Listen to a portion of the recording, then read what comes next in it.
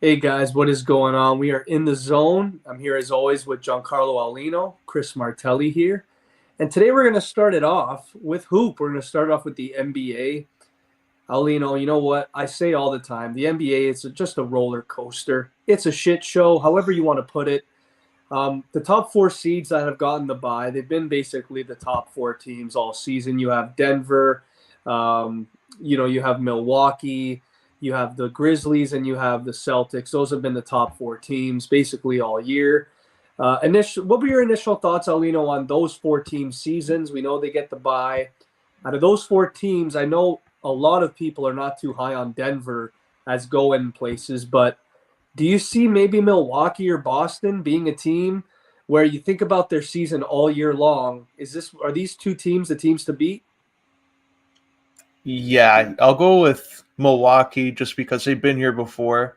Boston, they've been here before, but it's going to come down to those two going against each other at some point because, like, Philly's lurking, but you don't know how consistent some of their guys will be. Like, Tobias Harris, I think, really needs to step up in this playoff round and really, it's going to come down to him, I think, because Brooklyn's going to do really well defensively. And you're going to have Tobias Harris open a lot. He's got to nail his shots. He has to be that guy that you brought him in to be. Last year, he was pretty good, but I think he got outplayed there by Maxey, and James Harden, I think, has improved a lot. So the supporting cast is going to have to show up for Philly if they're going to be that contender outside of the East. But I think right now, Milwaukee, Boston, safe pick right now. Make no mistake about it, man. I've been saying since maybe last year. I remember when but do you remember last year when they were basically 500 in January, and then the rest of the way they were like the most unstoppable team that I can remember in recent memory. I'm looking here at this team in Milwaukee where all season long they've just been a they've just been a machine. Like Giannis, to me, if Jokic and Embiid have not had the seasons that they've had, he's arguably the MVP again. And we all know that Giannis is a guy that's always going to stay humble. He's never going to, boast his accolades. But this is a team where I look at they did minimal. They got basically no acquisitions at the deadline. They kept it simple. They still have Middleton, they still have Holiday, they still have Grayson Allen, Brooke Lopez. These are the same guys that helped them win the chip all those years ago. I think at one side of the spectrum, Alino, you look at simplicity is probably the most important with some of these teams. And on the other side of things, you look at teams like Phoenix, you look at teams like Cleveland and the Knicks. They completely did a 180 in terms of transactions and who the hell they got. So, we're going to quickly talk about the play-in. We're going to look at the series matchups here. I know they're still not officially confirmed. I do believe the Pelicans, if they win today, they could still climb all the way up to sixth. So, and that's unless the Clippers lose as well. But we're just going to look at it right here. We're going to start in the East. We got our Raptors taking on the Chicago Bulls in this playing game, Alino. We got DeMar DeRozan coming back to the six. What do you think about the Raptors season overall? I know it's been a little bit underwhelming at times. We've seen some growth with Scotty Barnes, not maybe the greatest, but what do you think about the Raptors' expectations here with this game? And what do you think is going to happen with this franchise moving forward with the rumors of Nick Nurse looming that he's departing? Yeah, it's going to be bittersweet here. The Bulls coming, and everybody loves DeMar DeRozan, so it's going to be one of those where it's like winning you're in. So emotionally, this is going to be a big one for the Raptors and for DeMar to come in and prove that he still got it, and he's going to have to send his former team packing. But in terms of the Raptors season, it's like I don't even think anyone saw this coming in February when they were like looking on the downward spiral. It seemed like I thought they would be tanking and going for the first overall pick. That didn't seem to be the case, and they worked their way up, found their way in limbo there in the East, and now they're in a play-in where they have a chance to go in there and maybe find themselves in Milwaukee. So it's going to be interesting, but I think Nick Nurse, he'll probably look at other offers. I wouldn't be surprised if the Lakers come calling again and bring him aboard. But for the Raptors, it might be the best because they won the championship with him. He's been there since 2018 as a head coach, was assistant coach before that. So I think it's positive if they go their separate ways. They can do it and respectfully too. Everyone will give him a nice send off on the way out because of what he brought to this team. So I don't have any problem if they decide to go their separate ways. Yeah, you know what? I agree with you completely. I think when we talked about it back in December, we're looking at this team and the status of their team and the rumors going into the deadline. And, are we trading Trent? Are we trading Van Fleet? Are we trading everybody? You really had no idea. And then all of a sudden we started going on a winning streak. But for the most part, I'm pretty sure we're exactly at 500 on the year. I'm not upset with not tanking. Obviously, I said last week I don't believe in tanking specifically. I just think it's not good for any sport. But with this Raptors team, and you're just looking at, there's just so many flaws to this team. I've just looked at it for the longest time. Aulino, I love Van Fleet. I think he's a hell of a player, but we don't have a backup guard that can put up the stuff that he's been putting up. So when he has hip injuries, when he has back injuries, knee injuries, we need support. And I love Malachi Flynn. I think he's a great player, just not a guy that can average 12 to 14 points in a season, right? So Gary Trent Jr., man, like he's not a bad player at all. His shot selection is terrible. He shoots way too much. I remember, I actually went to the game. They faced Indiana. This was about 2 weeks ago. They lost. Just OG Anunoby looked frustrated. He wasn't shooting the ball enough, wasn't getting the ball enough. It's just there's way too many guys on this team, I feel like, that want more than what they're getting. And it definitely affects the morale on the team. I'm not going to say this is a waste of a season. Don't get me wrong. I know we've seen Scotty Barnes elevate a little bit. Siakam is still, to me, almost an all NBA player. But you're looking at, like, you're facing Chicago. You beat Chicago. You take on Milwaukee. What does that mean? I'm not going to maybe say sweep, but probably 5 at the best. It's just, you look at how deep this draft is. I hope the Raptors trade up when the draft comes because they definitely need more help. Yeah, and you also look at like the East. I think they're actually, aside from obviously the Raptors and Milwaukee, which I love the Raptors and all. I just don't think their mentality right now and just the consistency will make me believe they can pull off an upset. Obviously, anything can happen, but I would favor Milwaukee significantly in that if you're a betting person. But if you look at Cleveland and New York, I think that's a pretty fair series. That can go either way. Philly and Brooklyn, just because of the way Brooklyn's been playing. I know they don't have the star power like a KD and Kyrie, but defensively, that's a matchup where Philly's going to be tested a little bit, and those could be two good ones. But I think the West, in terms of like a full playoff picture, I'm going to watch every single game there because every team there has a chance. Like even if you're the Pelicans, let's say you get Zion back and you're going to be in there with Memphis, I wouldn't be surprised if the Pelicans were to beat Memphis. Even the Lakers, the way they're playing, I wouldn't be surprised there. And you never know with OKC and Minnesota what they can do if Jokic isn't playing well. But you look at the Golden State, Phoenix, that one's going to be fun. KD against his former team there in Golden State. And the pick there, the team that's going to be the underdog, Sacramento against Kawhi and the Clippers. So I think the West is fun. Like that should be a nice little TV rating for whoever has the rights there, whether it's TNT or ESPN.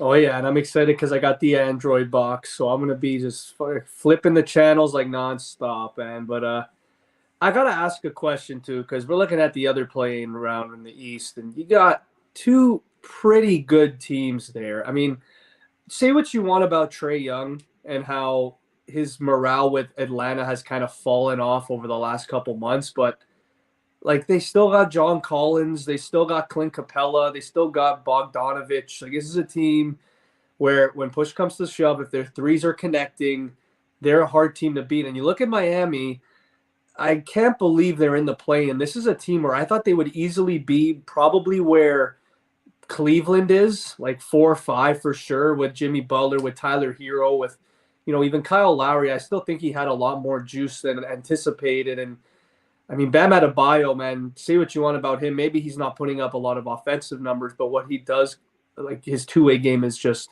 flawless. But what are your thoughts on this one? I think when you look at Boston, they face the winner here. I just think I know Boston is a team where you don't want to face them, but like if you're Miami, That's a pretty decent matchup against Boston. Do you think Miami could upset at Boston, or do you just think, like we mentioned before, like the Bucks and the Celtics are just a fucking oiled machine at this point? Yeah, like if I'm even a TV network there, I'm just looking at this. There's some drama going on in the East right now because I'm gonna kind of hope that Atlanta wins just for this sake.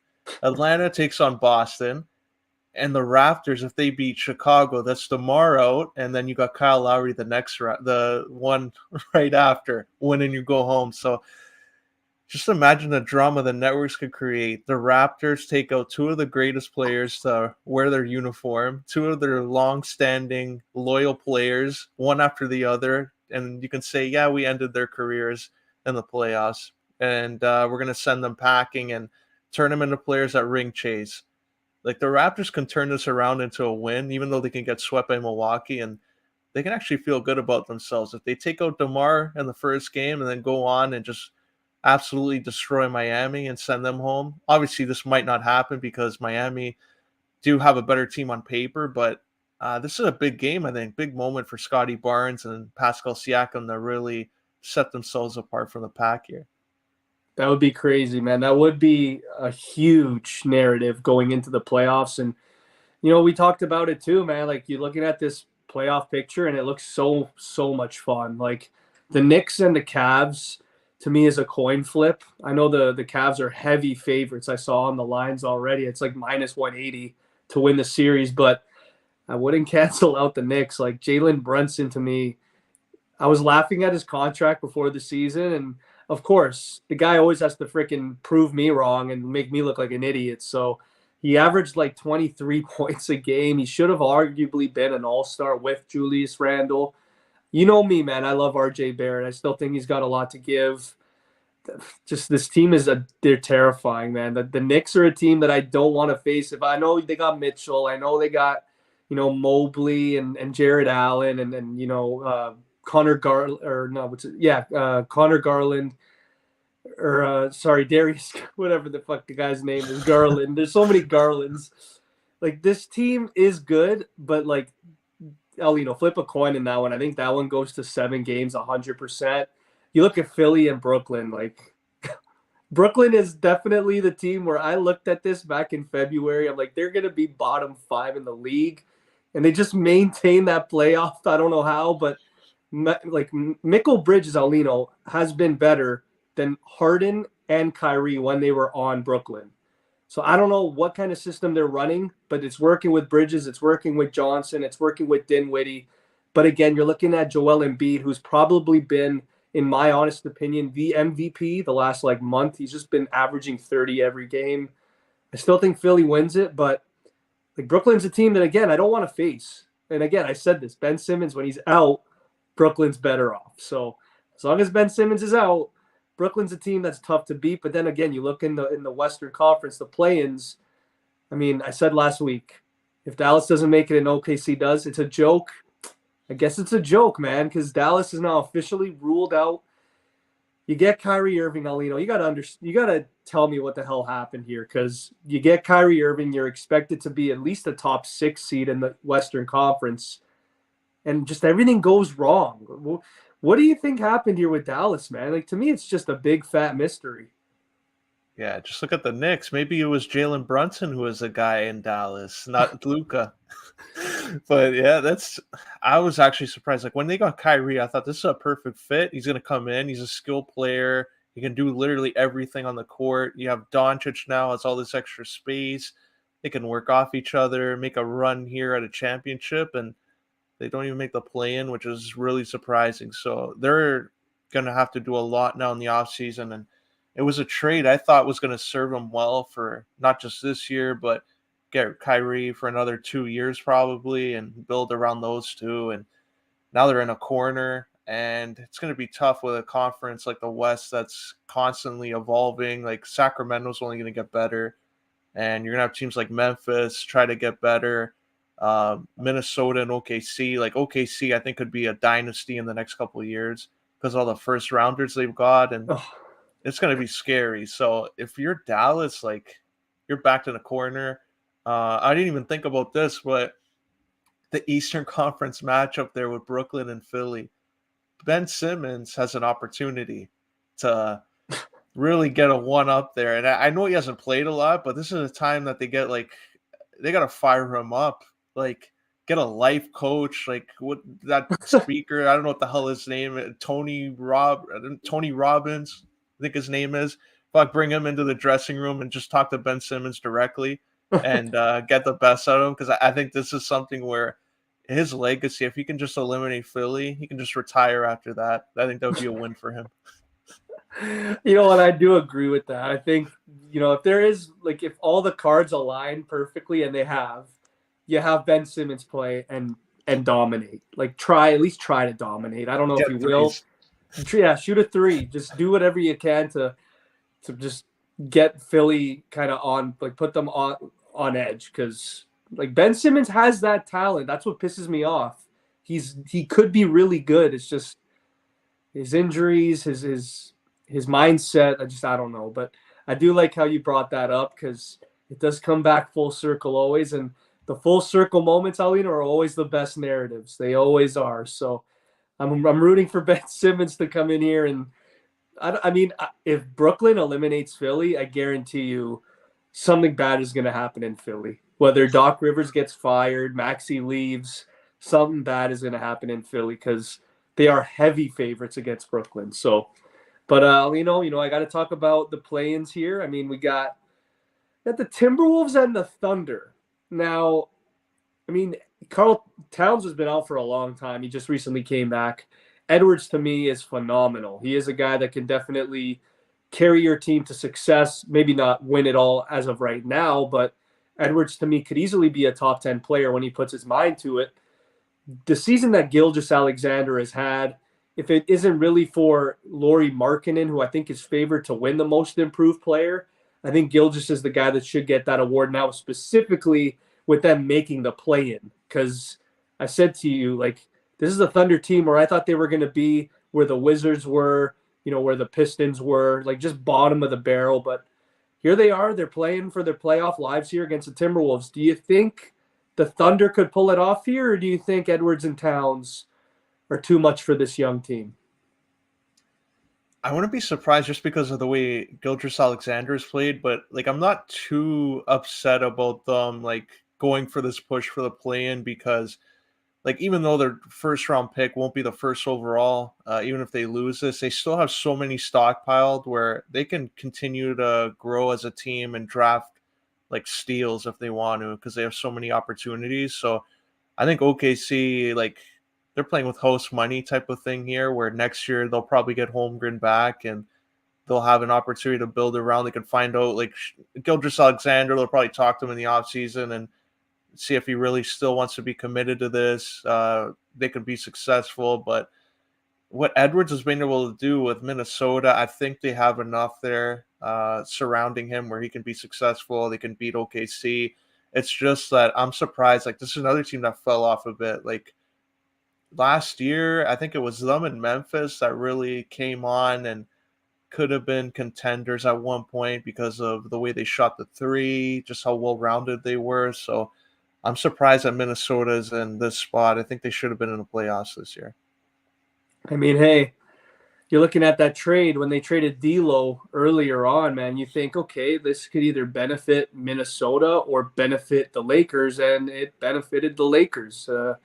You lose a guy like D'Lo. Say what you want about him, he wasn't averaging a lot. He was averaging like 16 a game, but D'Lo's the type of guy that has ice in his veins, man. If he's going to start shooting those threes and they're going to connect, he's that guy, dude. He's played with Kobe. He's played with a lot of great players, and he's got that leadership quality that everybody I think underestimates in D'Lo. So D'Lo going to the Lakers when Davis was out, when LeBron was out, I think he was a guy that the bench, Darwin Ham, all those guys kind of looked at him and said, okay, like, we got you for a reason. We got rid of Westbrook. Like, you're our point guard. You're going to be the guy that steers the ship here. And he has not disappointed. I watched the game the other night, Aulino. I think he had a team high of 26. He shot like 8 of 12 from three. Like, when D'Lo's going, it eases a lot of pressure off of Davis and LeBron. And I think even the way that Austin Reeves has been playing too, like this Lakers team is deadly, man. And I know Stephen A and Barkley and basically all of these ESPN writers, they always have a hard on for the franchises like the Knicks and the Lakers, but I got to agree with them, man. Like the Lakers are going to be a hard out, and I know they're facing the Pelicans. You got Ingram, you got McCollum, you got your boy JV, you got Zion potentially coming back.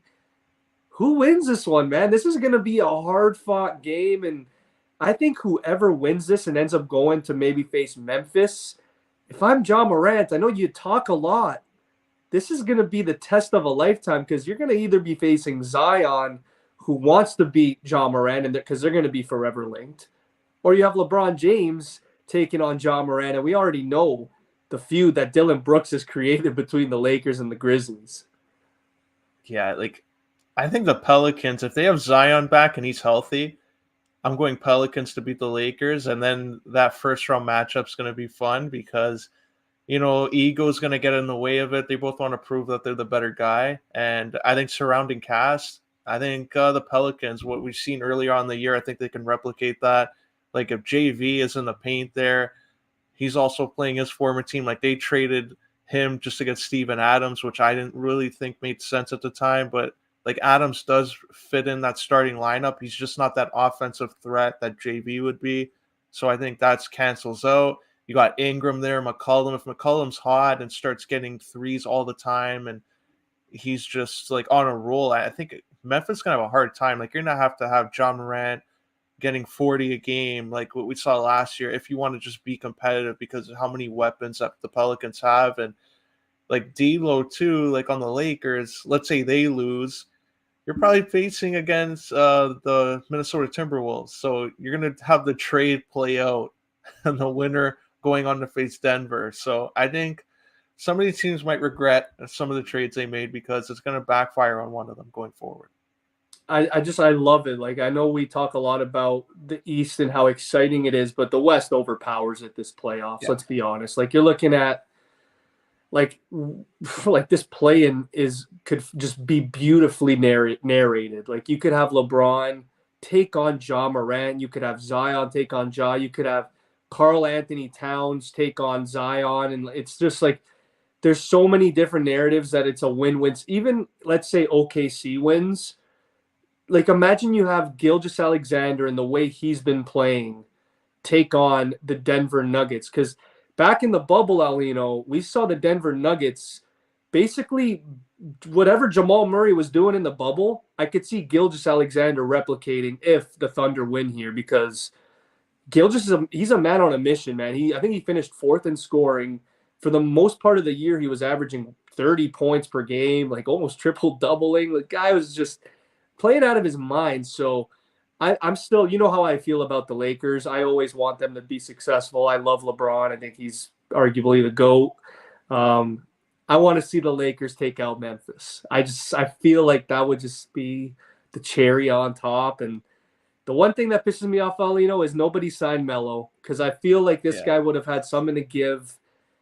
Whether he's going to Denver, whether he goes to the Lakers, whether he's, I don't know, on Golden State, somewhere I feel like he would have been of some importance. But we're going to talk more about the playoffs probably next week when it is confirmed. We'll make our predictions. But, man, this playoff is going to be fun, man, especially the Suns and the Warriors. That's crazy. That's going to be Which team insane. are you least confident in, like, actually making a pass right now? I think Memphis, I would circle as, like, I'm not too confident with them in terms of a play-in. Like, Boston could have a good opportunity. Milwaukee, I'd feel confident. Denver, confident. I look at Memphis, and I'm like, you know what? Maybe it wouldn't be so bad for these play-in teams to play them. So I think the Lakers and Pelicans might have got a good standing right there. I'll tell you right now, Aulino, we're probably going to do a parlay together once it's confirmed. If the Lakers win or the Pelicans, we got to take them at plus money to beat the Grizzlies. Okay. We got to do it. I'm doing it. I hate Memphis, man. I hate them. I got to do it. But I do agree. I mean, if there is one team that I'd probably say is screwed, and I hate to say it, it's Sacramento. Like, they're a great team. Their offense is unbelievable. But you're taking on arguably the Clippers. Paul George has been rested. He's going to be coming back. He's going to be very, very motivated. They got Russell Westbrook, who still, I think, has a lot to give. And, of course, you have the Terminator, Kawhi, who you're going up against an inexperienced Sacramento team. Like, Kawhi's probably laughing at this matchup right now. I hate to say it. I don't like Sacramento fans are unbelievable. Like we talk about stadiums being rowdy. I think Sacramento's it's going to be tough to win there, but if there's one guy in the whole world that you do not want to face, it's Kawhi Leonard in the playoffs. So I gotta go like Aulino. If there's one team I'm confident that I don't see making it, it's Sacramento. And I hate to say it, but you just can't cancel out Kawhi, man. That 2018 run was special. Yeah, he's got the software reboot. He It's updated does. now to the Oh yeah. next level. But anyways, man, we got to continue. I want to just quickly talk before we go into WrestleMania. I want to quickly talk about the NHL playoff race because, man, it's freaking entertaining as hell. I mean, Ovi now is officially out of the playoffs, which sucks. But you do have the Islanders who are just continuing to win. They dominated the Lightning the other night. I think they won 7-2. You got Florida. This guy, Alex Lyon, just continues to win. He's a backup goalie.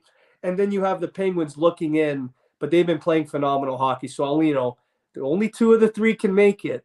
Who is that one team that you do not see making it out in the Eastern Conference? It's tough. Like I really was hoping for Washington, but I think I'm gonna unfortunately have to go with Pittsburgh on Oh, that. It's tough. Like I just think Pittsburgh could have done a little bit more salary cap maneuvering at the deadline, and I think right now we're seeing that it's going to bite them at the end because they never did it. So I'll go Pittsburgh. I hate to say this. I think I got to go with the Islanders not making it. I just think you look at the final three games, Aulino, like Pittsburgh's laughing. They got Detroit, Columbus, and Chicago. So if you can't win those three games, you do not deserve to make the playoffs. Whereas the Islanders have a little more of a tough schedule. But for me, Florida, I really want to see them make it. I think Florida deserves it. They were at one point well out of the playoffs. And, Matt Kachuk, I said to you last week, I think he's the runner up for the Hart Trophy. The season he's had, it's just unbelievable. He has double the points of Jonathan Huberdeau. So that trade is an absolute disaster right now. But speaking of Calgary, Aulino, they're another team that's fighting for their playoff lives. Seattle actually clinched the top wildcard spot between three teams left as well. Aulino, I can't believe it, man. 2 3-team races here. For the last wildcard spot, you got the Jets, the Flames, and you got the Nashville Predators. Aulino, I know nobody wants to see Nashville in the playoffs. Let's be real here. Nobody wants to see them in the playoffs. But out of those three teams, do you see, out of all the woes Calgary's had, do you see them making it, or do you still think it's the Jets to lose at this point? Yeah, I think it's the Jets to lose at this point. Like Calgary, there's inconsistency in net has been the reason I think that they haven't had success. Like Markstrom, I thought last year was unbelievable, and then he comes into this year. There's talks of him not even be the starter at one point, and Vladar coming up, and like I don't even know what was going on there. And then Markstrom gets in net back, and then it's too late because the forwards aren't producing as much. Like you got Huberto coming in, he doesn't know his role under Sutter, and it's just a mess. So I think this team could have been a lot better. I know they were able to find a way around two of their top players wanting to leave last year, and they like insert Kadri, they insert Huberto in there. But this team, just this year, it's a disappointment, and I think the management has to do something, whether it's another big trade or maybe it's another coaching change, unfortunately. But like you can't go into next year if you miss a playoffs with this group. I agree perfectly, and I think it's crazy how the narrative has kind of changed completely with Winnipeg. Like, remember last year when they got rid of their coach, and then it's like, oh, Scheifele wants out, Blake Wheeler gets stripped of the captaincy. Like, what the hell is going to happen with this Jets team? And they're still together. They're still relatively really, really good. Connor Hellebuck is a guy that I think, yeah, at times he doesn't look good, but I still think he's a top 10 goalie in the league. You look at the Flames, there's been a lot of rumors, Aulino, where the players have basically voiced that they don't want Sutter behind the bench anymore. I don't know what the hell is going on with the team morale behind the bench, but it doesn't sound good. I agree with you perfectly with Markstrom. This was a guy last year where you look at this guy arguably being like a Vezina goalie, carrying himself very well, and then, of course, we saw him crumble against the Oilers last year, but hey, that's McDavid. It's going to happen. It's just tough to see. I really want to see Calgary do well, but the Jets, to me, I think are the team. Like you said, it's their playoff hopes to lose at this point. They're the better team overall. Josh Morrissey's been phenomenal all year. Kyle Connor, those type of guys that can carry a franchise to a playoff. But Aulino, the one thing that I need to bring up in the Western Conference is not one single top six is confirmed right now. You got the Wild and the Avalanche are tied at 100 points, so you don't know who's going to win that division yet. You got Minnesota, who's like 3 points behind. And then you go in the other division, you got Vegas, who I believe just clinched the division, and you got the Oilers and the Kings 2 or 3 points apart. So I know they're all relatively close together, Aulino. You got Dallas taking on Minnesota right now. You got the Oilers and the Kings. Does home ice really advantage? Does home ice really count at this point in terms of series, or do you think these two teams in both series are just so evenly matched? Because we see the Kings, they've been phenomenal. We see the Oilers, they've been phenomenal. Then you got Dallas and Minnesota, who just flip a coin, right? Yeah, I agree. I think it's only going to really matter if they have to travel far. Like, I think for Edmonton to LA, that might be where home ice is a benefit. But if it's going to be like a Dallas, Minnesota, I don't think it will be too difficult. So I think that might cancel out. But I think LA is a team that would really benefit with home ice to start. Kopitar especially, you have a guy like that getting a good rhythm. I think Vegas, looking at the other side there, Phil Kessel scoring in that game where they clinch that playoff berth. So good for Phil. And it's going to be interesting to see Seattle because if you remember when the Islanders went on that run there, Jordan Eberle was the star of the show. So I think Canada Captain Clutch over there from the World Juniors is going to show out in this playoff run. And I wouldn't be surprised if Seattle gets a couple wins. If they win a series, I think that might be like this season is a success already. Like if you can even get through the first round, but I think if you can get a win or two and push a game or a top team to 6 games, I think you can look back at a positive season for them. I mean, the unfortunate thing is with Seattle is right now they're facing Colorado, and I mean, like, I know we saw Vegas have that run, we saw the Habs have that run, but like Seattle with their goaltending, like Martin Jones is he's not gonna do it, man. Like Makar right now is injured, but you got Landeskog. I don't know when he's coming back. I think he's rumored to come back in the playoffs. The choo-choo train and the Shushkin has just been a machine. Lekkonen's been great. Rantanen has 50 whatever goals. McKinnon has 104 points in like 65 games. Aulino, like this team is motivated. I think Colorado would run Seattle over, but you never know, man. Because Vegas right now is looking like they're going to face Winnipeg, and that's a series where, as good as Vegas is, like the Jets are just a team that I don't want to face. So quickly, we'll talk more about the East quickly. I mean, Boston obviously wins the Presidents by far. Monumental season, like Tampa Bay all those years ago. We'll see what happens there. But, I said this last week, Aulino, Florida Panthers. This is a team where if the Boston Bruins match up with Florida, it's going to be a closer series, I think, than people expect. And, you're looking at Pittsburgh, who would probably face either Carolina or New Jersey, because New Jersey's only 1 point behind Carolina. Aulino, who do you think would be better off winning that division in terms of playoff matchup? Would it be Carolina or would it be New Jersey? Because I know everybody wants to see New Jersey, New York, but man, Carolina, New York in the first round, that would be crazy.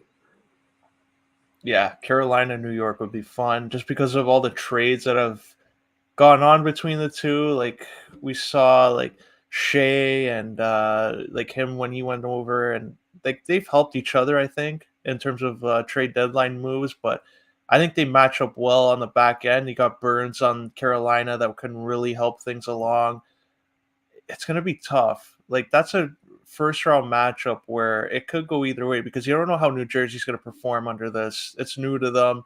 Like Hughes is there. It's a first time thing for him. He's here. So you want to see how those guys react under that situation. If you're the management, you're going to find out what you have in them in terms of playoff hockey. So I think it's exciting for once in the East. Like all those years that we heard about the West, and rightfully so, it was way better. I think we got a lot of matchups in the East that could be those coin flips that could go either way. Yeah, man. And, next week, I guess when it comes close, we'll talk more about the Leafs and Lightning. I don't want to bring it up too much just because, it just never works out. But, I think this is the year where if you talk about the Leafs and you talk about the Lightning and you look at the trajectory that both teams have been on, the Leafs are the better team. I mean, you have Vasilevsky, who to me is the best goalie. I don't care what anyone says with Allmark. I just still think push comes to shove, big time game, you're going with Vasilevsky over Allmark. I'm sorry. But the Leafs, you got O'Reilly, you got Achari, you got Lafferty. You've addressed so many needs, and I think this is where it's finally the year. You look at this Leaf team, you got to do it. If you don't do it this year, there's so many more question marks and questions that have to be answered. And Aulino, this is my prediction to you because we saw Giordano take a cheap discount to stay here. Do you see? Because I know O'Reilly is still, he's not relatively old. I think he's like 32. Do you see O'Reilly? Let's say we win the first round. Do you see him staying here or do you see him probably going back to St. Louis because we need a guy like Ryan O'Reilly? Yeah, he would be a situation where it's like a success type of thing. I don't think it's gonna be like Spezza where he'll stay for 700K. Like, No. I think he'll probably look to free agency, even though it's been a good fit. But I think he's going to take advantage of his Stanley Cup wins. If the Leafs have success, it's going to be something where he can use that as leverage when talking to other teams, get a better deal. So I would say no right now, but you never know. If this team goes far, he might change his mind. But it's going to come down to also Matthew Nice. If he comes in and he's unbelievable, I think they wouldn't mind if O'Reilly, since they have him slotted on the left wing at times, they wouldn't mind if he left. So it's a rental, and maybe if he sees other guys committed long term, he'll probably stay, but I doubt it. I mean, you're looking at Matthew Nice potentially coming in and playing. You got Yarncroc playing phenomenal. Like this. I've been hearing Bunting's name a lot this week. I know he's been getting a lot of negative press in terms of his relationship with the reps, but do you see Bunting re-signing here? Because like I'm looking more and more at our team and just looking at what we need. I mean, Bunting is a pretty decent player. He's not a Hyman. He's not a. I'd maybe say he's more of a Connor Brown than a Hyman. But if you're the Leafs, Aulino, and you could probably get him at $2 million for 4 years, are you doing that? Or if you're Bunting, are you kind of proving yourself and going for a big payout in free agency? I think the Leafs, what they showed with Hyman is, you know what? As long as we have Marner and as long as we have Matthews, we'll be fine in that area. We can maybe plot someone else in because I think this is the latest lineup they had. Matthews, Yarncroc, and Bunting. Like, if Bunting leaves, you can easily give money there to Nylander, move him there. Marner, you can have Marner, Matthews on the line with like insert anybody. You have Nice coming in on the left wing, so that's going to add depth. Kerfoot can be the guy that's interchangeable, so I think they'll be fine if Bunting leaves. Like, he's going to probably price himself out because obviously Yeah. when you're playing with a guy like Matthews and Marner and you get all those points, might as well cash in like Hyman did. If you're gonna mooch off those guys at some point, you're gonna want to get the millions too. So I wouldn't be like upset if Bunting did that. You're only gonna get one shot at that in free agency, so go for it. But for the Leafs, I think as long as they have those two on the top line together and producing the way they do, I think they'll be fine with somebody else coming on the left wing. Dude, I'm going to put this comparison out there and you're going to laugh so hard. Michael Bunting reminds me of Matt Bolesky. Do you remember that season? Do you remember that season when Matt Bolesky played with Getzlav and he had like Yeah. 25 goals? And then he goes to Boston for like 4.2 million. Like I could see Bunting getting like again, he's had 20 goals back-to-back seasons. I could see a team just being like, "Yeah, we'll give you 4.5 mil. Like, let's go." And it just doesn't pan out.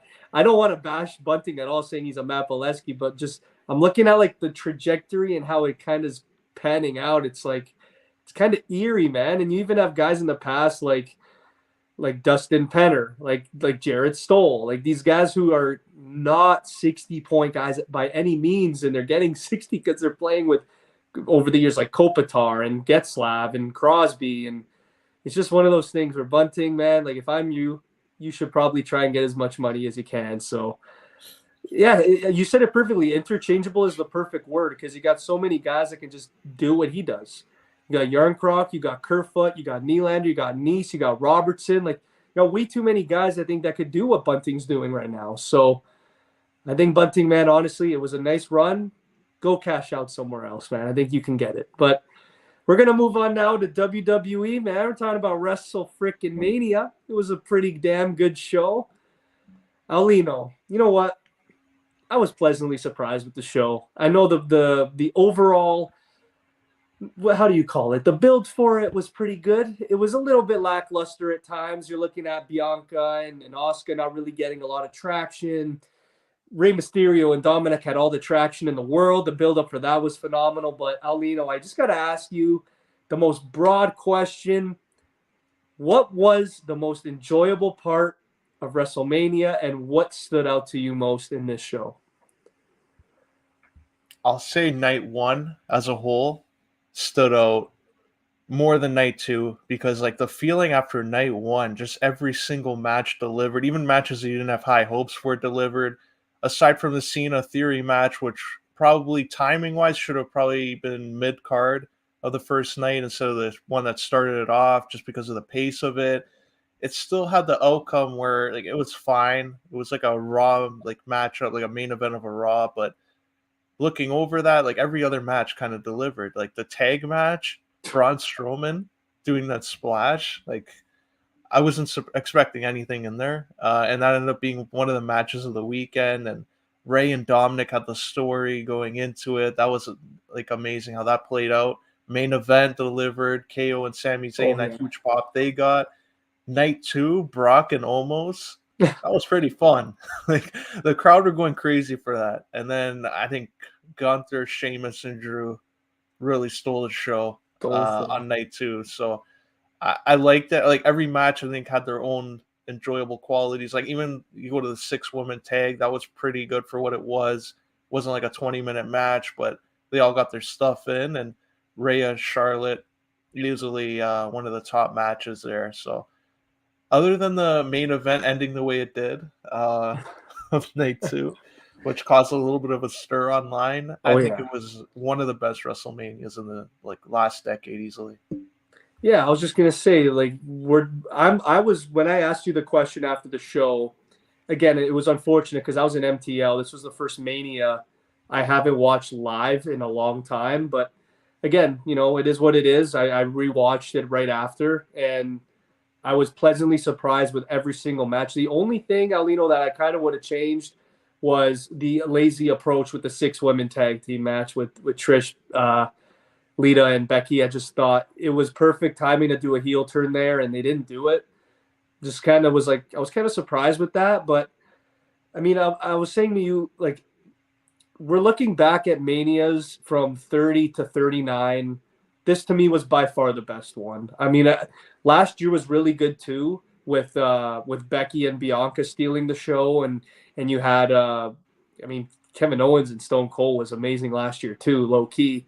But Manias before that, they just fell flat. Like 30, 37 one was whatever. I thought 36 with the main event be well, I mean 37 you had the triple threat with Reigns, Bryan, and Edge, which was really highly touted, and that one kind of didn't deliver. The year before that, you had the triple threat with Becky winning on that random roll up, which I thought was whatever. It's just one of those where you look back from like 33 to now, and it was just kind of like it was whatever. I mean, 2020, the Boneyard match was phenomenal with AJ and Undertaker, but like on a consistent basis of performance, like I haven't seen it like this in a very long time. So like Theory and Cena, I thought it was a little bit gimmicky with him biting his fingers and all that and the low blow. Just I didn't like the way it ended. I thought Cena would be a guy where he would put Theory over clean. Like just if you're gonna have Theory win, just have him win clean, no shenanigans. And unfortunately, they couldn't do that. Um, I said to you last week when they did that tag match with all those guys in it, like the Viking Raiders are a team that can deliver. The Street Profits are phenomenal. They could even be singles guys. Braun Strowman, we thought he would probably turn on Ricochet. That didn't happen. But that match was phenomenal. I think Chad Gable the King of the Ring is coming up, Aulino. I think this is a guy that you probably have to go with to win it. Just kind of ease your way away from Otis. I think he could be a great singles guy. If Theory's going to stay on Raw, you could have Gable go for the United States title. Um, I will say to Aulino, you could probably agree with me on this one. Seth Rollins, Logan Paul kicked ass, and I think that should have probably opened the show. I know Seth Rollins probably wouldn't have been happy with that, but I think Logan Paul is the best celebrity performer by far that we've ever seen. He's athletic, he knows what he's doing, and he knows how to be a piece of shit and an asshole. So he's got that down packed. The fact that KSI came out definitely got them a lot more marketing, a lot more media attention, which is smart. But Rey Mysterio, Dominic, that match was phenomenal, Aulino. That was something where you're looking at just the way that Dominic played with his family too, ringside. Yeah, Bad Bunny come out, kind of interfere as well. And then, of course, finally, Michael Cole. When Ray brings the belt out, does Michael Cole making everything that much better? Be like, yeah, get him, Ray, get him, get him. We were surprised. I thought Dominic was going to get the win here, but, Ray gets the win. Aulino, I guess with all those matches that I just mentioned, was Seth Rollins and Logan Paul better than Ray and Dominic, or would you say it was kind of even? Because I rewatched both of them, and they're probably on par. I still think Seth and Logan was probably a little bit better. Yeah, I think so. And I just think the storyline wise and like payoff wise, I think Ray and Dominic was stronger from that point. But like in ring wise, I think like Logan Paul proved that he deserves another contract, like extended and see what other matches they can do with them. Because I think there's a lot more with him, especially a guy who like looks like he wants to be there and wants to be involved. So he now lost to Roman, lost to Seth. I think the next feud he's going to be in, he'll probably win. Like we saw when he was with Miz, he won that one. I think if they put him in with somebody again on the top of the card, like a Drew McIntyre, like someone who's another rumored to have his contract, he's going to play it out type Oh, of fuck. thing. I think they'll see like Logan Paul get a win on him. I wouldn't be surprised, and then he'll lose like whatever the next big program is. So I think they have a good formula with him. I think they found a way where whoever he's involved with, they're going to be cheered, and as long as he keeps on being a heel, I think they'll get the right impact on the match and the whole feud. Yeah, don't make him a face. Please do not make him a face. He does not fit the mold to be a face. But Alino, then we got, of course, to me, I think the second or third best match on all of WrestleMania. You got Rhea Ripley finally get her moment, beat Charlotte Flair clean.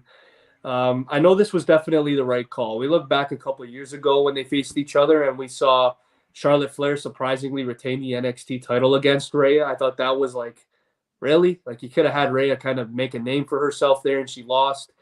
They did not make the same mistake twice, and Rhea came out here looking like an absolute megastar.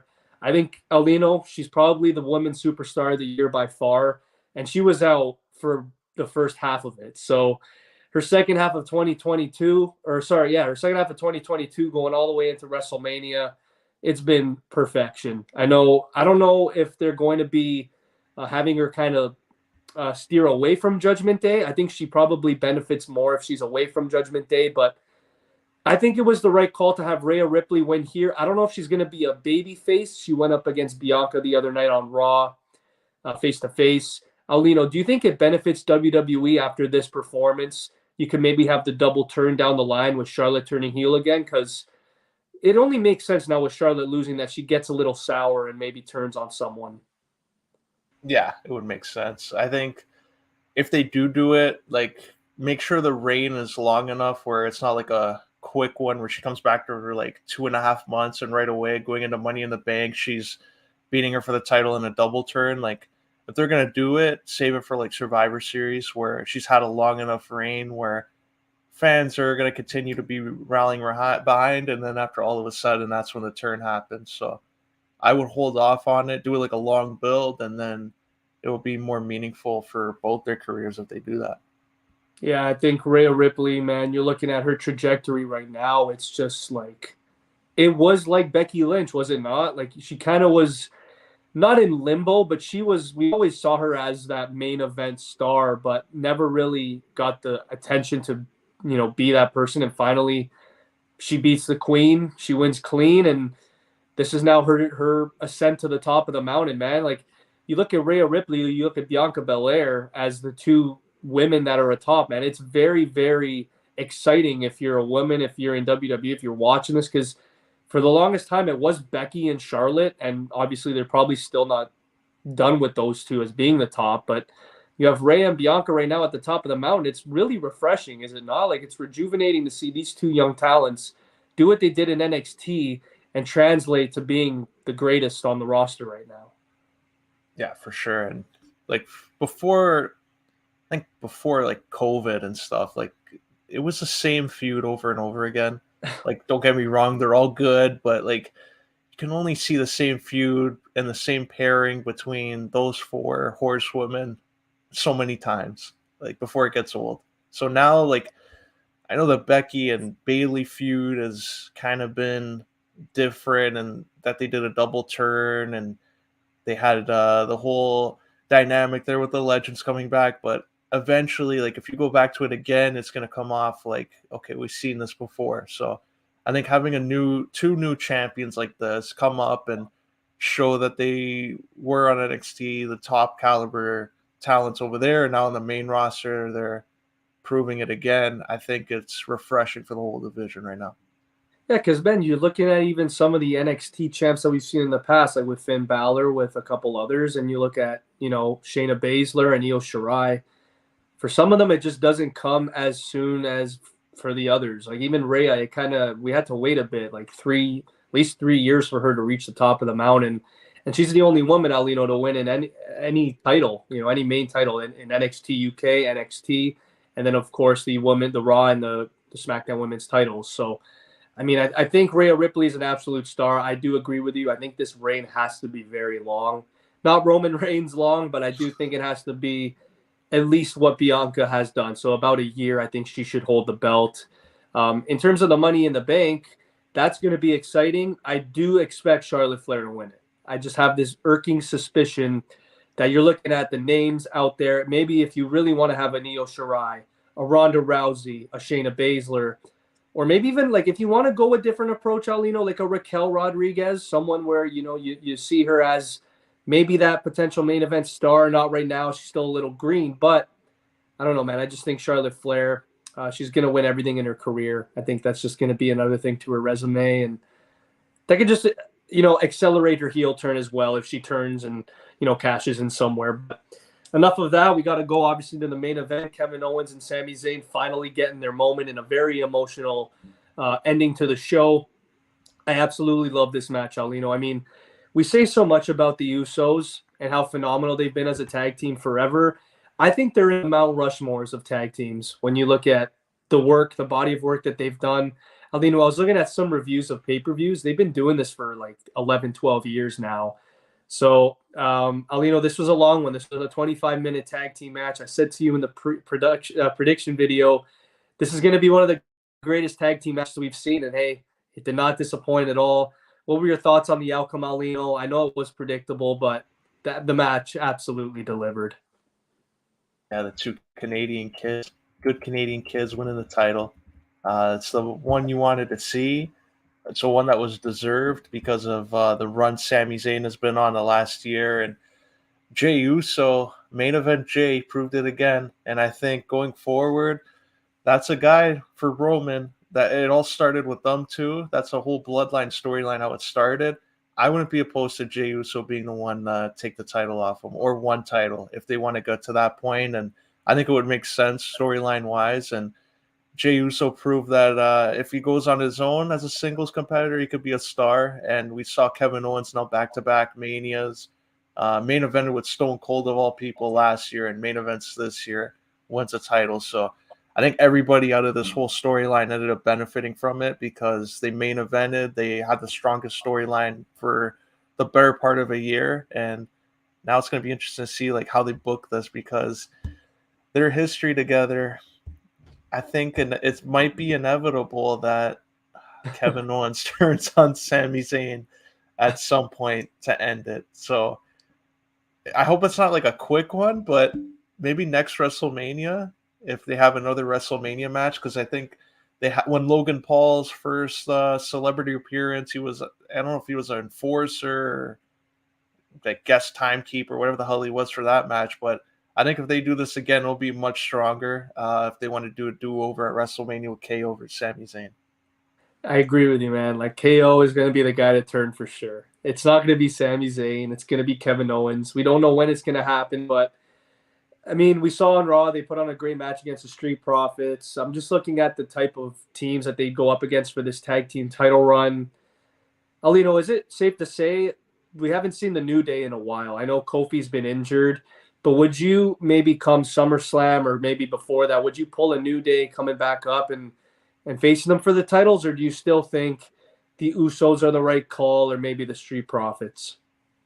Yeah, right now I'd go Usos with that storyline how it is. Maybe even have Solo replace either Jay or Jimmy. Like have Roman say he doesn't feel comfortable with Jay because he thinks he'll lose it for them, and that's how it starts a feud with those two. And Solo and Jimmy are the team going forward. So I think there's a lot that they could still do with that bloodline angle. And then the Street Profits, like we saw, they're probably the most over team besides those two that have come up and delivered. So I would give it to them, and then continue to see like on NXT, like who can come up and go on the main roster in that draft and make an impact, because you can't have like what we saw before where the same teams over and over again are going for the title, and then like the Viking Raiders, what happened with them, where then it gets stale and they don't know what to do with the New Day, and then all of a sudden they're playing basketball and going like a best of seven in whatever competition every week. So I would find a team, build some secondary feuds, and then you have a next title opponent the next month. Yeah, I mean, you could even build Imperium. You could build the Brawling Brutes. You could build Braun and Ricochet. Like, you do have teams that I think are hungry to get that spot, specifically against two basically main event guys. Like Kevin Owens and Sami Zayn, in my opinion, are main event guys. So I think they're all going to be hungry. I think this is going to accelerate and definitely make the tag team titles more meaningful. I mean, the Usos are coming off that 600 plus day reign with them. I just think this is where you have to really, really elevate the titles with just how hot Sami Zayn has been as a guy. So, but we got to quickly keep moving on. We're already at the hour mark here. Almost and Lesnar, man, was fun. I mean, it was an hour. It was an hour. It was 4 minutes, but it's just one of those matches where you look at Almost. He looked pretty good at times. Like he got some spots in. Brock Lesnar trying to pick him up for the first one and couldn't do it. That was the whole storyline. Kind of like similar to Ryback and Mark Henry back in 2013 at WrestleMania 29. Ryback lost because of that, but hey, it's Brock Lesnar. He's not going to lose here, so he easily picked him up after that. He got it done, and 1, 2, 3, that was it. Aulino, how lucky are you if you're a guy like Omos getting these opportunities at WrestleMania? Yeah, like just searching and finding like the right picture here. Like look at the size difference between these two. Like Brock isn't a small guy and almost like towers over him. So I think they built this up as perfectly as they could, with almost being like basically still green, like limited and what he can do. But I thought it was good. Under 5 minutes, they did it perfectly. Like we saw almost throw Lesnar around. Like Lesnar was that baby face that was like the underdog, which was kind of weird to see, but different. And he comes back, gets the German suplex, hits him with the F5 at the end to win it. Crowd goes crazy. So I think they built this perfectly. It was as good as it was gonna be because of obviously like what Lesnar's capable of and what Omos is capable of at this stage. But Omos is lucky. First year, him and AJ team up against a New Day. Then he faces Bobby Lashley fresh off his return and when he was a WWE champion. Now Brock Lesnar, like there's only one way to go from here. He's got to face Roman next year. Oh God, I think everybody hopes not with that one, but yeah, you know what? This was a perfectly executed match. It was like it reminded me, Alino, of Goldberg and Brock Lesnar all those years ago at WrestleMania for the title. It's like, you know what? We know that Lesnar's winning this. You just got to make it like a solid 5, 6 minutes, and they did, and it worked out. So it was very similar in that regard, but I thought it was fun seeing Brock Lesnar be the babyface here because all those manias in the past. I mean, last year he was the top babyface in the company going up against Roman, but like all those years in the past, like going up against Dean, against Seth, against Roman, he was always that heel. So it was good to see Brock be the face for back-to-back Manias. Just very weird, but hey. Then we, of course, we had the women's showcase fatal four way, very predictable. You know, Shayna and Ronda getting the win, but I did think that Raquel and Liv definitely were the two that stood out here. I thought actually Shotzi had a lot of offense in this as well. This was a woman where you're looking at it's like you're either going to give Shotzi the opportunity or you're not, and they gave it to her here. I thought it was really good, but the match that everybody was talking about the whole weekend was the triple threat. Like this match was, to me, I don't know if it was better than Sheamus and Gunther at Clash at the Castle. I think it was very close. Drew McIntyre's involvement just I think elevated it even more. You know, when you saw him hit the Claymore, you saw Sheamus hit the bro kick. A lot of near falls in this one. The chop segment, Aulino, with Gunther and Drew McIntyre. Holy Holy shit. shit! Just the loudness of those chops. I'm not gonna lie, Aulino. We both wanted to see Sheamus get the win here. I was surprised that Gunther retained, to be honest with you. But I personally think it was match of the night out of all match of the weekend. What were your thoughts on this? Was it also match of the weekend for you? Yeah, I think it's a strong contender there. Like, holy shit, that chop, that the first one too. Like, it was like as if they got the pyro by accident. They just shot it off without like realizing. That's how it sounded when it was coming off on TV. Like, I felt bad for Sheamus. Like, the way he took that, and then Drew just going up and like, okay, I'm gonna take one out here on Gunther, give the kid a good solid potato, and just drop it right on his chest. And then they went back, and just the ending too. I thought they protected everyone because it wasn't like Gunther like squash him at the end. He just hit his finisher on top of Sheamus and Drew, like just power bomb one on top of the other, then hit Drew, and I think it saved all of them. Like they all look stronger coming out of it, which is kind of hard when it's a triple threat because you know one of them is going to take the loss there. But I think none of them lost any momentum coming out of this. It was perfect. And Gunther, like, I don't know when Roman's going to be back. Like, he's going to probably be on Raw and SmackDown in the coming weeks. But his next match will probably, I think Money in the Bank would be probably an estimate. Like, would you do Gunther versus Roman since it's in the UK? I mean, obviously, I think that's definitely something that I would build towards. But seeing as he's the Intercontinental Champion, I think they're probably going to lean more towards Drew to be put in that situation. I think Drew's a guy where you could always kind of have as like that some main event guy and guy that you can plug in to be in that situation. I mean, it would be cool to see Gunther as the Intercontinental Champion going up against the WWE, like the WWE Universal Champion. I think that would be like you have three titles in one match. That would be nuts. But Gunther's run, man, like this is as just as special as Roman's. You're looking at the Intercontinental title. We haven't seen a run like this for the IC title since I can remember. Maybe The Miz back in 2016.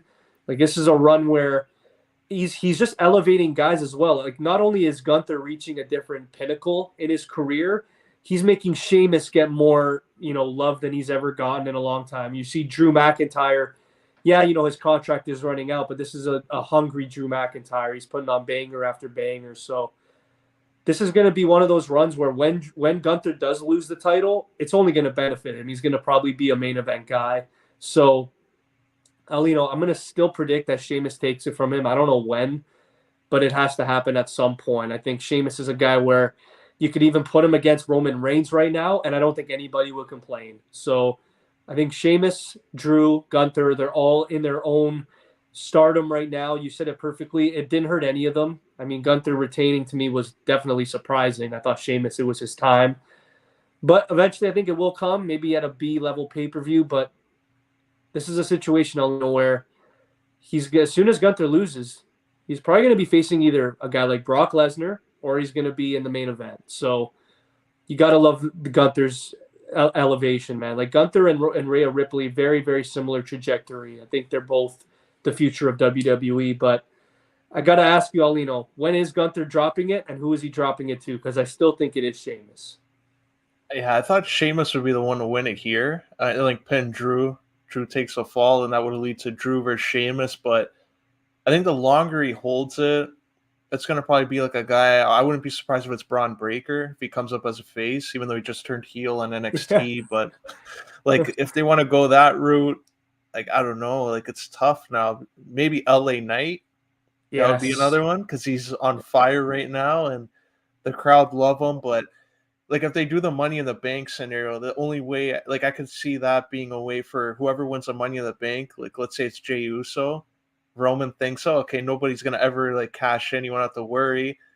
Gunther does a number on him. Nobody wins a match. It's just Jay coming out and he takes the title off Roman. I think that would be a way to take it off Roman without damaging his credibility. Gunther looks strong, but I wouldn't be surprised. I'm gonna go LA Knight right now as a guy to be the new Intercontinental Champ, probably at SummerSlam.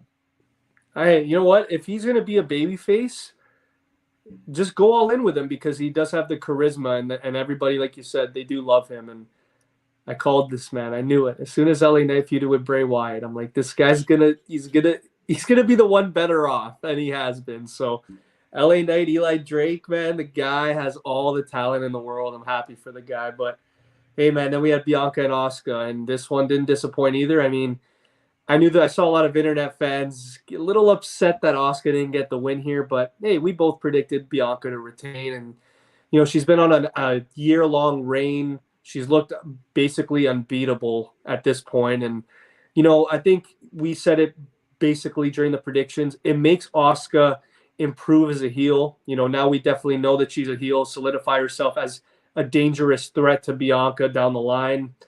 Do you see Asuka being a dark horse to win the Money in the Bank as well, Aulino, or do you think it would be more beneficial for her to just organically beat Bianca clean?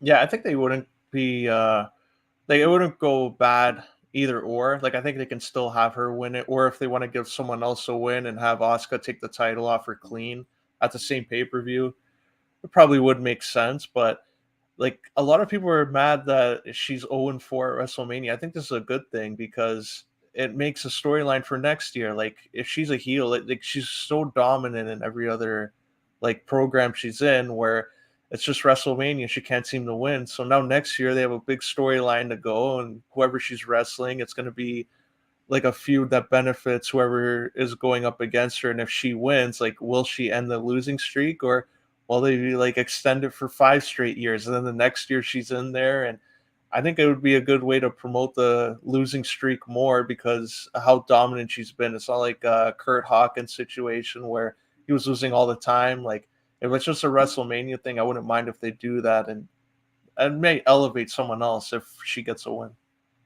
I like that. I mean, I don't.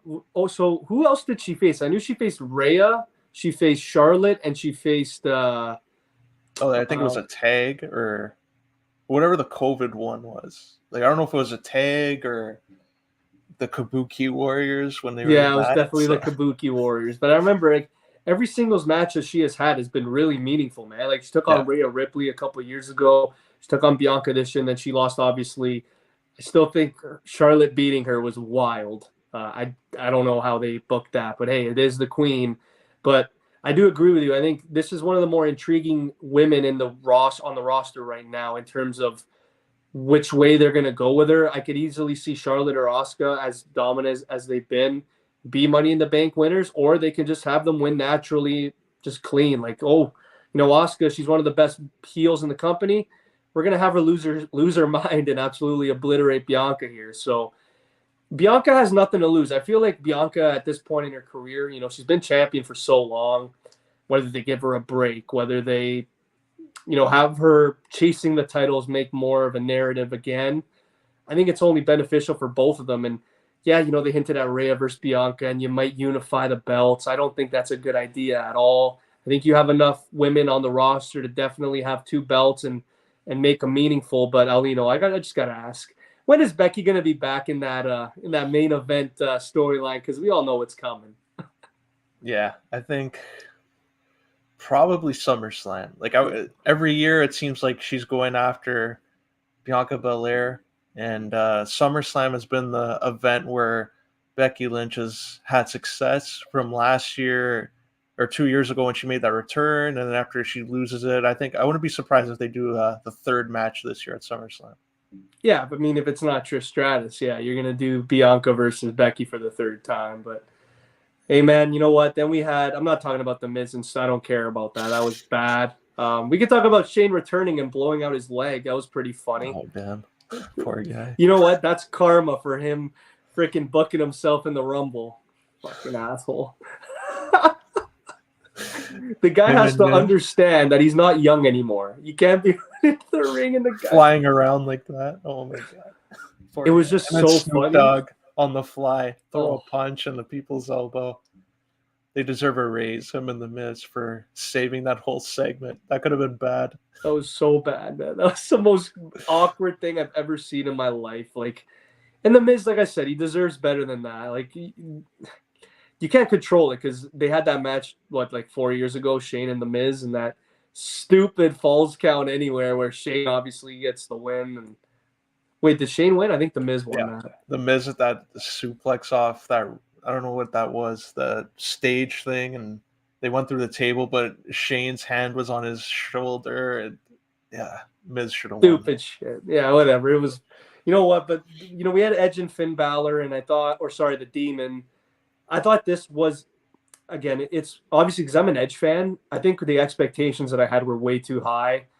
It was good. Don't get me wrong. It's just when Edge threw that ladder at Finn's head, and he just started leaking. That's when everything kind of went downhill. They had to stop the match. Edge, kudos to him for like still kind of doing stuff on the fly, looking for more weapons, not just completely stopping.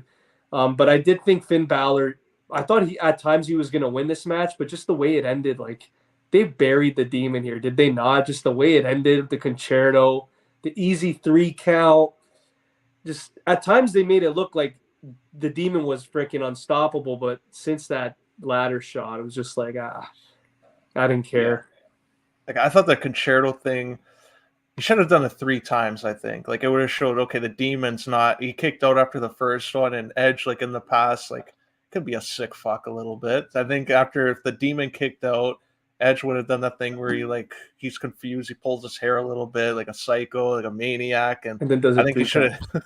have do it 3 times after. It would have showed, okay, the Demon's strong. Like, it's not one little concerto and a busted head from the ladder is going to do anything. I think if he did it 3 times, it would have been, obviously not hitting him in the head. Like, I'm not like saying, oh yeah, just give him a concussion. Like, I know it's like people listening that's going to be out of context, but like hit the chair and like make it look like he's damaging the Demon and end it like that. Because when Randy Orton was facing Edge, like we saw all the stuff he was doing just to get that win, and that I don't know, it's last man standing when he, that was, I think, perfect way to do it. So if Edge did something similar, I think it would have made the Demon Balor look a little bit stronger coming out of Mania, because now it looks like Rey is the leader of the group, and it looks like Priest and Balor kind of lost some of their momentum, and Dominic is on a high still. So I think it just took away from the group a little bit. Yeah, I literally agree with your booking perfectly. I think just the way that they were building, remember during the match, like it's like nothing affected him. Like you would hit him with the with the kendo stick and like he wouldn't even flinch. And like they were building that whole narrative of he's like unstoppable. And then you do one concerto and he doesn't kick out of it. And it's like, oh man, like you could have had that spot where he does a concerto, you think it's over, and Balor kicks out just to have Edge, like you mentioned, go full crazy psycho mode, and just remember that they hit Beth with the concerto. Just remember that and make him do it like 3-4 times. Then you do the 3 count. You just said it perfectly because we saw him last night on SmackDown. It's like nothing happened with Finn. It's like you got to make Finn maybe write him off TV for a bit. Maybe have him come back for the Money in the Bank. Maybe he wins it. I don't know. Like you got to build Finn at this point in time because he's getting older. He's already in his 40s, and his let's just be honest, Aulino, his WWE resume is not what we expected it to be. We thought it would be a lot more impressive. So, I mean, I did think Edge getting the win was the right call overall, but I thought the Demon should have had a little bit more of a strong, dominant performance. But hey, the man. Then we had the main event. Roman Reigns versus Cody Rhodes in what felt probably like one of the bigger, more meaningful main events in a long time. And you're building Cody Rhodes as this mega baby face. He won the Royal Rumble where everybody wanted Sami Zayn to win it. They still made it work with Sami winning the tag titles. And, you have Solo Sikoa come out with Roman Reigns, no Usos involved, none of that. And you just think maybe Cody's going to do it here. Maybe he's finally going to win the titles. We saw during the match the Usos did come out at one point just to have Kevin Owens and Sami Zayn come out, hit both of their finishers on Roman, but hey, that wasn't enough either to get him down. And Aulino, was this the right call to have Roman Reigns retain and have his reign go 1,000 days? Because if you look at the internet, you look at everything that's happened on Twitter, people were losing their minds saying that Cody, this was his moment. This is where you build a star. I think they did it perfectly here. I think Roman Reigns retaining was the absolute swerve that WWE needed to make.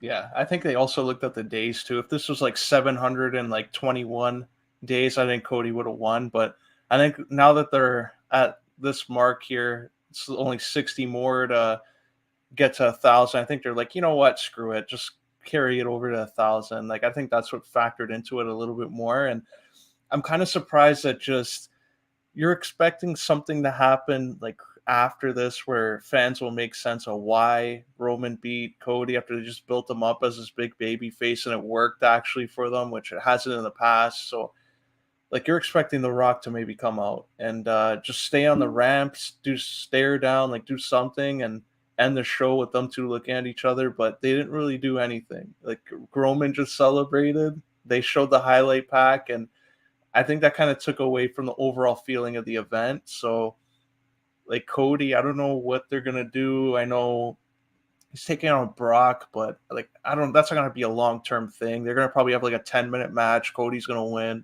It's gonna probably get cut open, like when John Cena and Brock went at it, and we'll probably see Cody at Money in the Bank take on Roman or SummerSlam, whatever the two, and I think that's when they'll probably give him the win. So. I think Cody's title win just got extended or put on hold for a few more months. You know what, man? Like, I look at this match as a whole. Like, I'm looking at the timer, dude. This match was 34 minutes long. That's long. And the fact that these two put on the amount of near falls, the amount of finishers, the amount of involvement in the match. You have Solo Sikoa get ejected just to come back and cost them. But man, there were times where when I remember at the end when Cody hit, I think it was 2 in a row. I'm like, dude, you just gotta pin him. And when he brought him up for the third one, I'm like, this is where it's where it backfires, and it backfired, and Roman got the win. And you know what? I thought when Roman got the win, and he counted the three, there wasn't that many boos. I mean, there were boos, but it wasn't like Roman Reigns beating Triple H at 32, and everybody was just booing the shit out of that. So. I thought still, I know everybody wanted to see The Rock either cost him or come out after the fact, but I just think that's how much, man, they love Cody Rhodes. I think they didn't want it to, take away from Cody. Like, I don't think they wanted any attention getting away from Cody in this moment. I mean, we saw after the match, we saw that perfect shot of him, saying, I'm sorry, like I came up short. I think that only builds his babyface run, and you said it perfectly, Aulino. I think this has only been put on hold. I think at SummerSlam, we're going to see Cody versus Roman Reigns Part 2, and we're probably going to see Jey Uso probably either cost them or maybe The Rock comes out and costs them because Roman Reigns is bigger than the titles now. We all know this. He doesn't even perform on Raw or SmackDown anymore. I think at this point in time, you could have Roman versus The Rock in a singles match, and everyone will be happy with that. Or you could have Jey versus Roman in a singles match, and everyone will be happy with that. So Roman doesn't need the titles, man. He's bigger than that. He's been freaking holding it for 3 years. So Cody Rhodes, I know now I got to quickly talk about Brock's heel turn, and then we can end it here. But, dude, Brock Lesnar turns heel on Raw. It's bullshit because Roman hasn't performed on Raw in so many years. I'm like, okay, this is going to be one of the biggest tag matches. Just have Brock Lesnar F5 Cody and beat the shit out of him. At this point in time with Brock Lesnar's character now, do you have Paul Heyman aligned with him, or do you think this is more of a destructive individual Lesnar here? Just to put Cody Rhodes over like he did with John Cena in 2012. Yeah, I wouldn't like the thing with Brock. Like, it's kind of disappointing. Like, fans love him as his baby face, and he looks like he's enjoying it when he's out there. And now when he's a heel, like they're gonna be like forcing the role on him, and it's gonna be like before. So I hope it's just a short term thing where he goes after Cody, maybe just says like, you know what, I see this guy backstage, and ever since he came here, I just don't fucking like him. Like, I'll put my rivalry with Roman aside, I just don't fucking like the guy. I think that's how they can build it up. Where Brock's like not known to be a people person, so I think it would keep him as a face afterwards, just for this program a heel. Maybe you have Paul Heyman align with them for now, and then Brock gets his revenge on Paul Heyman once he loses to Cody, and you finally have fives them to put that whole thing to rest, because he never really got him back. He put him through the table last year at SummerSlam, but I think Brock like just gives him another one just to say, okay, you're taking this F5 now. For this is for last year for helping those guys win. So I think there's a way out of it, because I think Brock versus Gunther seems to be the direction for next year, and I don't think it would work if Brock's a heel. Like, I think you need Brock to be that big baby face and Gunther to be that dominant heel for it to really be meaningful for Gunther's career. Oh, absolutely. I agree with you. I mean, it looks like it was going to happen at SummerSlam, I thought, but probably better for next year's WrestleMania. Just you could do the long-term build of we look back at the Royal Rumble that just passed and that stare down, and Gunther did basically get the best of him. Brock Lesnar didn't last too long in the Rumble at all. So that was a surprise factor for sure. But Aulino, a lot of people after the Raw, they talk about, oh, Cody Rhodes, his face run, they're trying to force it down like John Cena in 2012. I get why people are saying that, just because, again, he loses in the main event at WrestleMania against The Rock, loses in the main event against Roman Reigns. The next night, you have Brock Lesnar basically eat him alive. Do you think this is the right call, like long-term wise? Because I feel like Cody Rhodes doesn't have to beat Brock Lesnar to have that recognition, because everyone's saying, oh, they're just having Brock Lesnar beat Cody Rhodes. I don't see Brock winning this at all. Yeah, I'd be surprised if Brock wins it. I think this is just going to be for, like, I don't know when they're going to have it. Like, will it be a backlash? Like, I don't know if they'll do that. If it is, like, it might be too soon for them, because, like, Saudi Arabia pays a lot more money. Like, they pay $50 million for these shows. I think Brock's not missing that payday. So I think if he has a choice, he'll go to the Saudi Arabia King and Queen of the Ring event, and they can build like backlash, maybe do Solo versus Cody, and he gets Solo, and then the next month he gets Brock, and that will be like a number one contender for him to go to Money in the Bank. But I think they should keep it for the King and Queen of the Ring event. I think it would be a good 2-month build for them, and it would probably help Cody get a win over Solo and not go in with like that loss at WrestleMania. Yeah, I just think now with Cody losing at Mania, you have to just have him win matches, man, like left and right. Like if this guy starts losing, his whole run is going to kind of feel diminished when he wins the title. So I think he needs to start going on a dominant run like Sheamus did back in 2012, where he was just basically beating everybody. I think it's fine though, because you talk about baby faces that couldn't get over with the crowd. I thought Cody Rhodes would be that guy, specifically with Sami Zayn being as hot as he was. But man, I don't know how. Like they made it work with Cody Rhodes. Like he's probably more over now than Sami Zayn. Like they're probably both the top faces on in WWE, no doubt about it. But like it's confusing to me just to see him go up against Brock Lesnar. I don't know what the big payoff is for Brock Lesnar. Like, is this guy just gonna lose to all these guys now? Like, is this a point in Brock's career where he's putting people over? Like, he's gonna put Cody over, he's gonna put Gunther over. Because I've never seen Brock as that guy, man. Like, I don't see him losing to Cody. Honestly, I don't. But you gotta wait and see. Because Cody Rhodes, man, he is a megastar now. He's proven it. I think that was a 5-star match. I don't care what anyone says about they left WrestleMania on a down, and that match was freaking phenomenal. That match was definitely unreal.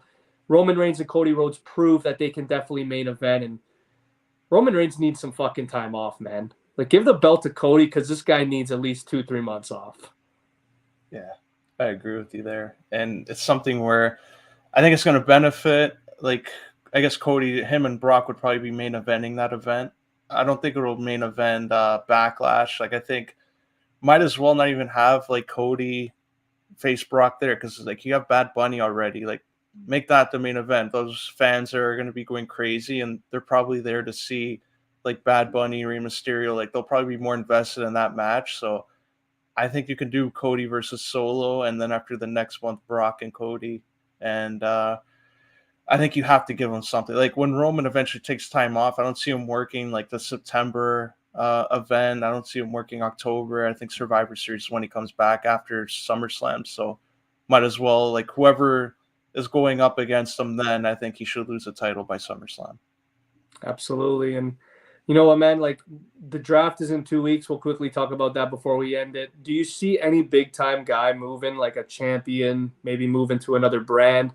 I think we could see Austin Theory and Gunther maybe switch, but I feel like Gunther on SmackDown would still be the beneficial thing. But Aulino, they said that it involves every single superstar on the roster. Do you see a guy like Roman Reigns pinning to one show, or do you think he's just too big to be on one show?